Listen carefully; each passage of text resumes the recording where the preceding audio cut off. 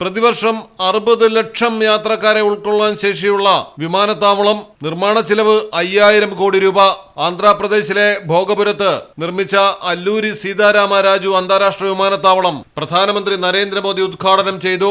നിർമ്മിത ബുദ്ധി അധിഷ്ഠിത സംവിധാനങ്ങൾ, ബിൽഡിംഗ് ഇൻഫർമേഷൻ മോഡലിംഗ്, എയർസൈഡ് 4.0 സാങ്കേതിക വിദ്യകൾ, airport productive operations centre, biometric passenger processing സൗകര്യങ്ങൾ എന്നിവ ഉൾപ്പെടെയുള്ള അത്യാധുനിക സാങ്കേതിക വിദ്യകൾ പുതിയ വിമാനത്താവളത്തിനുണ്ട്.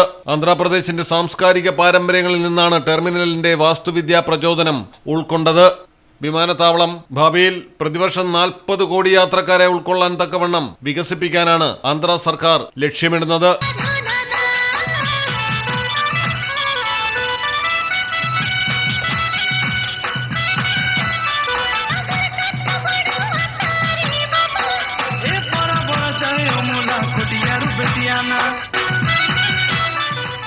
News desk Malayalam television. Silvan tiles gallery, Valanchery, Puthanathani, Aluva, Palakkad, Edavanna and Pattambi.